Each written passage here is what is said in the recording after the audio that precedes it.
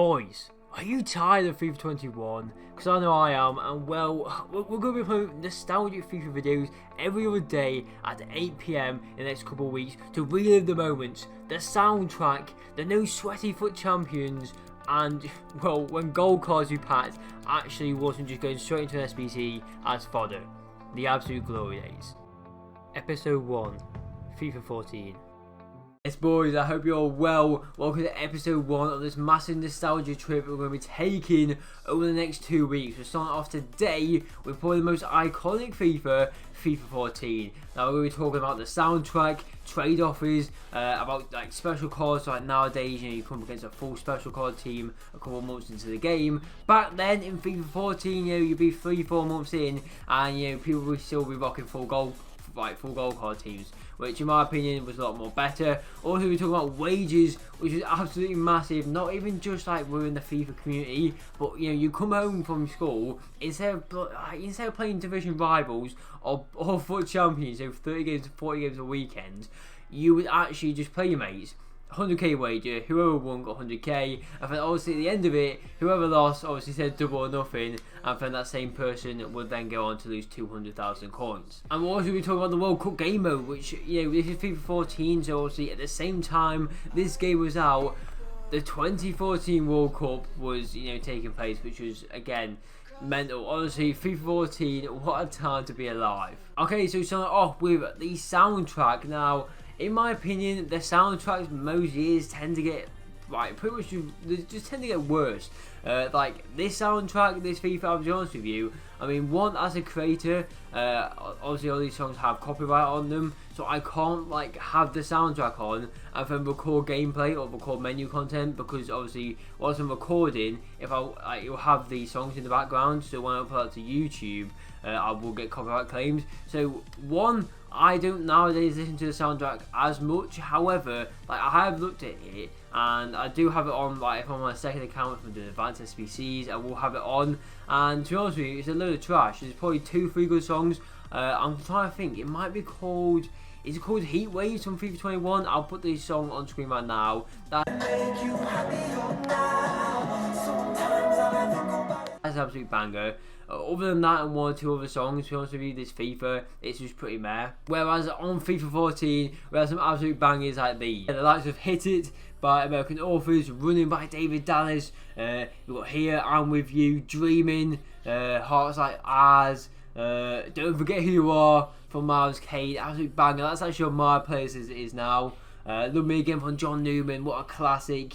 Honestly, there is so many songs, and what I'm going to do, boys, if you want to go into the description right now, or after you watch this video, I'm going to be linking the FIFA 14 full playlist on Spotify, because I'll be honest with you, I now just come on while I'm doing some sort of graphics, or if I'm just on my PC, or literally just on my phone, I'll just write retro FIFA soundtracks on. FIFA 14 is a big one, because there's just so many good songs in it, and they just generally have good songs on now, whereas FIFA 20, FIFA 21, in my opinion, the songs are just a bit meh.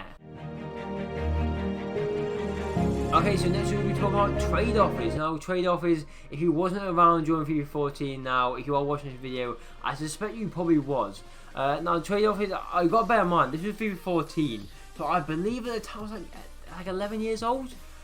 So, for me, trade offers, I do remember what they were.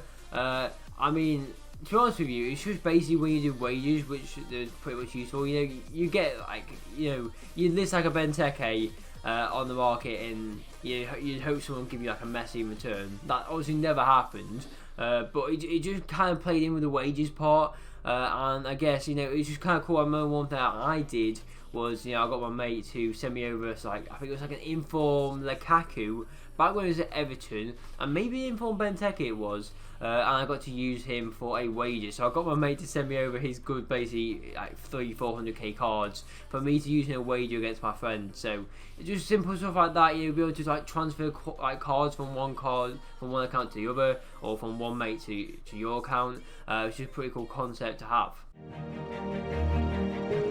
Next we're going to be talking about wages again with the trade offers as well. It made this very simple to do. And again, FIFA 14 obviously had no price ranges, so the fact that you could go and you buy a card for whatever amount of coins. You could transfer coins like with ease. It was so simple. And again, this is one of the reasons why coins were so cheap in FIFA 14. Again, with the wages part, if you go into YouTube and type in FIFA 14 wages, Road to Shore was probably one of the most iconic ones. But not even that, like the fact that you could like, wages was not just a thing which, you know, Road to Shore did and, you know, all the big YouTubers. You literally just came home and you played wages with your friends. And again, add that competitive side into it. Like nowadays on FIFA 21, you can play your mate, but like, like for me, if I'm playing my friend, it doesn't really mean much. Obviously, you want to beat them, but you know, if you put 500k on the line, then you know, I'm gonna absolutely try hard. I'm gonna sweat it out, and it's just gonna add something more to the actual game. Next, we'll talk about actual special cards. So nowadays, it's got to the point where EA are making up a promo called the What If promo. Now, I'll be honest with you. When this promo got announced, like a few days before it actually came out onto the game, I just couldn't be bothered. Again, you see people leaking stuff, you see people kind of like having a guess at what the promo would be like, and to be honest with you, I know I didn't really care, because one, like, I'm just not going to pack any of those cards, and number two, I'm not going to buy any of those cards either. For me, I literally play, if I'm playing a game mode other than Foot Champions or Pro Clubs, I'll play Foot Draft. I quite rate, to be fair, I rate the game mode. It's a shame the rewards aren't more consistent and only really worth it during like promo events.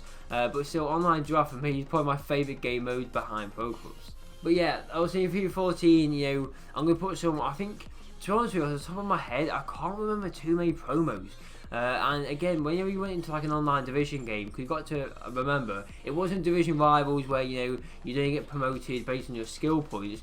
Back in the day, it was division, so you had 10 games. For example, say you was in like Division 3, you might need to get like probably about 18 points for promotion, maybe 21 points for title. And in my opinion, I would much rather prefer the divisions game mode instead of division rivals to come back into FIFA 21 or FIFA 22, however, with them increasing the rewards. Overall, if they can revamp the division rivals and brought back divisions, but instead of, you know, having like 12k coins for promotion, 15k for the title, maybe introducing like exclusive pack offers. So again, we have like 25k packs, obviously 45k packs, 55k packs, all those types of packs. If they made exclusive pack types for, you know, the division game mode and offered other rewards instead of like just coins, again, like Foot Champions Red Picks, they could do that for division, like just divisions. So say you went up for division, you get like a player pick between some special division player cards, which you could only get through, you know, obviously competing in the certain divisions. Okay boys, so finally we're talking about the World Cup game modes. So like I said in the intro of this video, obviously the World Cup 2014 was taking place during the time this game was released, and for me, every single FIFA with the World Cup expansion just makes it so much better. It's like if you ever play Pokemon, you know, you complete the first 8 gyms, you take on the Pokemon League, and then in certain games there would be an extra 8 gyms to defeat it. And to be honest with you, that's what the World Cup game mode was like. You know, obviously for like the first half of the game, you play normal Ultimate Team, and then the World Cup game mode will come out. Again, it's the same with FIFA 18. If you was around watching the videos of FIFA 18 for me, that was probably, I think, my biggest year. Other than maybe this one, FIFA 21, the start has been incredible for me. The views have been unreal on like some of the videos. But FIFA 18 for me was probably my biggest, if not second biggest year, or biggest FIFA. And yeah, the World Cup game mode was literally the reason for that. My biggest view video with like over 50k views came from the World Cup game mode, and it was because it was just something totally new. Obviously the World Cup only happens every 4 years, so EA only get the chance to do this every 4 years, or every 4 FIFAs. And yeah, it was just absolutely limbs, you know. It was literally like I say a completely new game. It was like going from FIFA 14 to FIFA 15 early.